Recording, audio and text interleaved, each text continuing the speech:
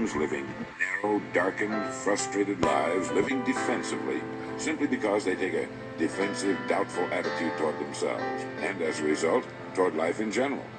Many people are suspicious of and oppose change. Yet change is the one thing in life on which we can absolutely count. People who stay young all the years of their lives not only welcome change, but see it for what it really is: new opportunity, new chances for further fulfillment. Attitude is a reflection, a result of a person's will. It is incalculably powerful. It can bring about marvelous results for us, but we need to train it patiently, day by day. Now let's talk about the attitudes of people who are successful. The top 5% of the people who go sailing through life from one success to another, and who, even when they fail at something, shrug it off and head right out again. No matter who the person is or what he does, men and women in sales, business executives, people in all the professions, wives and mothers, students, top people in the armed forces, public servants, men and women in the service of religion, working men and women in all fields of endeavor.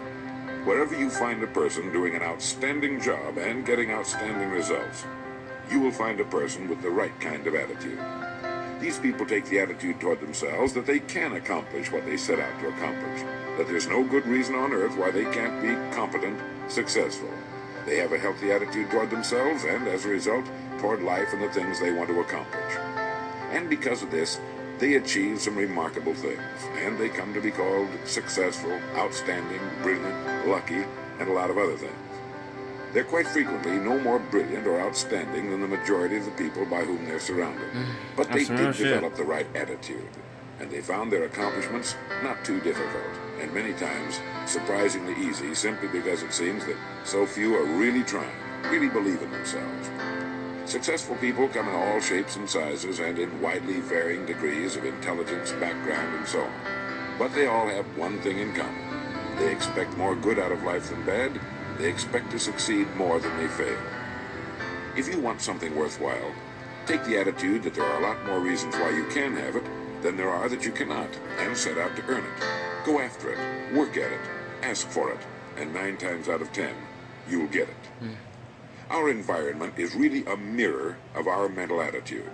If we don't like our environment, we have to change our attitude first. Now, the world plays no favorites. It's impersonal. It doesn't care whether we change or not. Adopting a good, healthy attitude toward life doesn't affect the world and the people in it nearly as much as it affects us.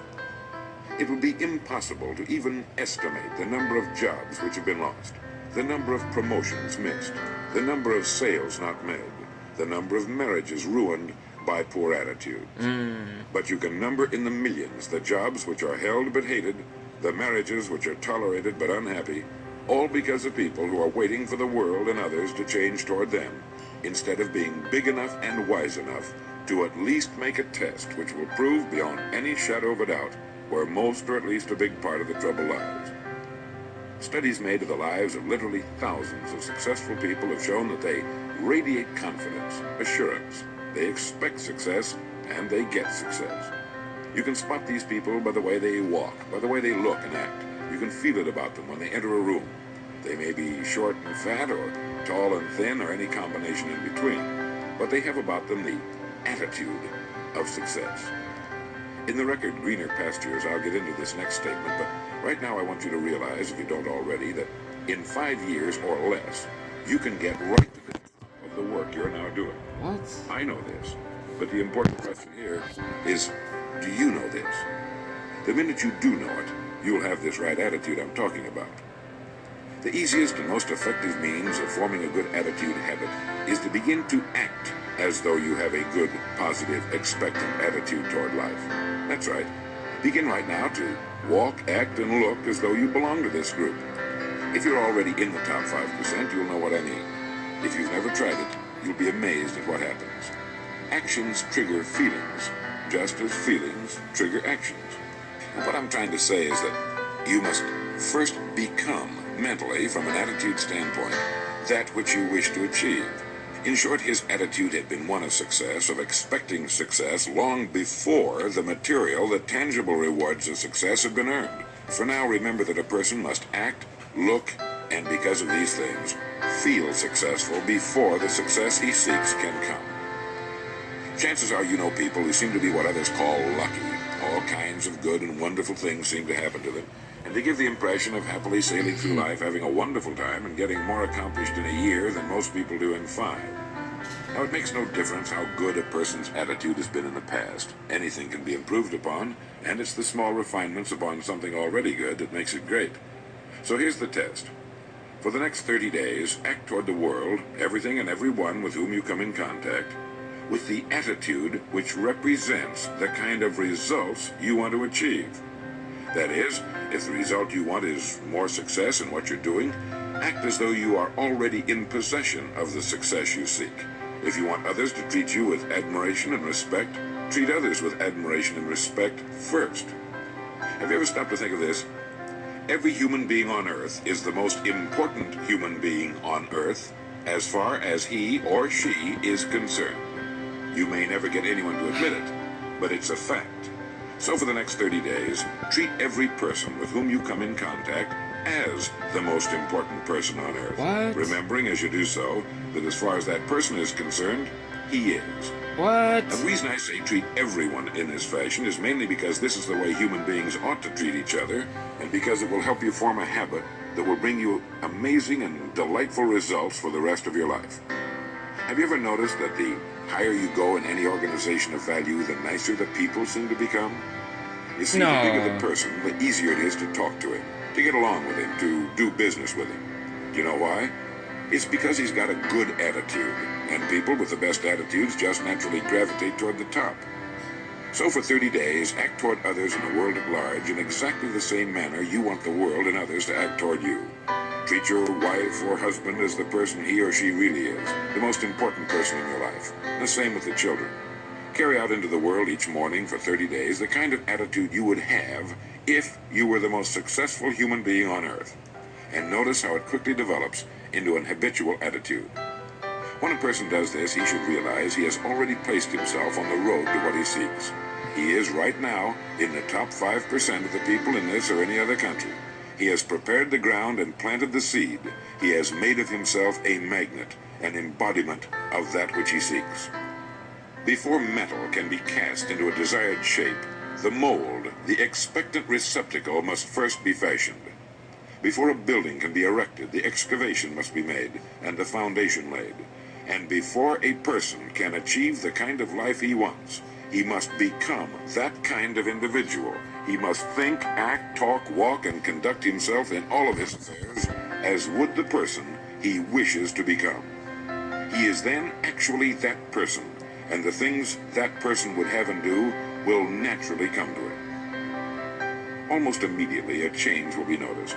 Irritations that used to frustrate and annoy disappear.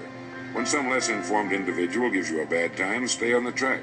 When someone cuts in front of you with his car or acts in any other manner that shows his ignorance and lack of courtesy, don't permit yourself to drop to his level. Pity him, for that's what he really deserves. That's the very group a person doesn't want to belong to. And if he acts like them, well, let's face it, he belongs with them. There's nothing in the world that men, women, and children want and need more than the feeling that they're important, that they're needed and respected. They will give their love, their affection, their respect, and their business to the person who fills this need. So the magic word is attitude. And in summing up, a few points to keep in mind. 1. It is our attitude at the beginning of a task which, more than anything else, will affect its successful outcome. 2. It is our attitude toward life which determines life's attitude toward us. 3. We are interdependent. It is impossible to succeed without others. And it is our attitude toward others which will determine their attitude toward us. 4. Before a person can achieve the kind of life he wants, he must become that kind of individual. He must think, act, talk, walk, and conduct himself in all of his affairs as would the person he wishes to become. 5. The higher you go in any organization of value, the better will be the attitudes you will find. 6. Your mind can hold only one thought at a time. And since there's nothing at all to be gained by being negative, be positive. 7. The deepest craving of human beings is to be needed, to feel important, to be appreciated. Give it to them, and they'll return it to you. 8. Look for the best in new ideas. As someone said, I've never met a person I couldn't learn something from. 9. Don't waste valuable time broadcasting personal problems. It probably won't help you. It cannot help others. 10. Don't talk about your health unless it's good. 11. Radiate the attitude of well-being, of confidence, of a person who knows where he's going. This will inspire those around you, and you'll find good things will begin happening to you. And 12, lastly, for the next 30 days, treat everyone with whom you come in contact as the most important person on earth. If you'll do this for 30 days, you'll do it for the rest of your life.